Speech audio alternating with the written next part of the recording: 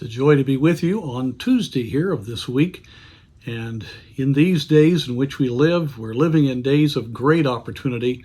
I just get more stirred all the time to think of the privilege I have of being alive right now and of being able to get the gospel out to people who are troubled, who people are struggling with meaning in life, the uncertainties of our country. There's just so many opportunities that we have, and I trust that you're encouraged in that regard. And God's wanting to work in a very special way. And I'd like to look at Mark chapter 2, the importance of seeing answers to prayer in regard to believing that God can reach our world today. You have the wonderful story of the man sick of the palsy and how the men brought him to Jesus. It's quite a story. And then he speaks to the man in verse 5. When Jesus saw their faith, he said unto the sick of the palsy, Son, thy sins be forgiven thee. Well, the scribes reacted and said, This is blasphemy. Who can forgive sins but God? And of course, the Lord perceived that. He said, Why do you reason these things in your hearts? And here's the verse, these verses I want you to get. Whether it is easier to say to the sick of the palsy, Thy sins be forgiven thee, or to say, Arise and take up thy bed and walk, but that ye may know that the Son of Man hath power on earth to forgive sins, he saith to the sick of the palsy, I say unto thee, arise. Now here's the point.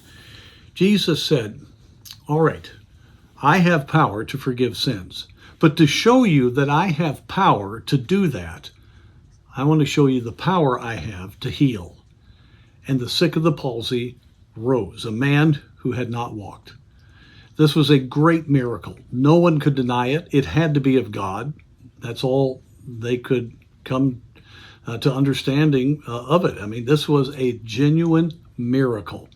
And God today wants us to live a life in which we see miracles. Our children see miracles. Our churches see miracles.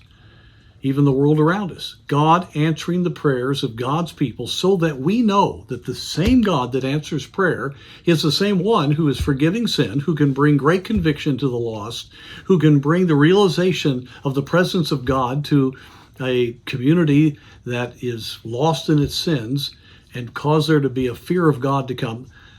That God can do it because he is a God of miracles, and God wants to work that way. And so that is why it is so important for us as believers to have a life of prayer in which we see God do wonderful miracles, because it will then give us courage and encouragement to believe that in these dark days, God can do a mighty work in our lives, and through us we can see souls saved, lives changed, and see our churches go forward. Oh, let's be encouraged in a miracle working God.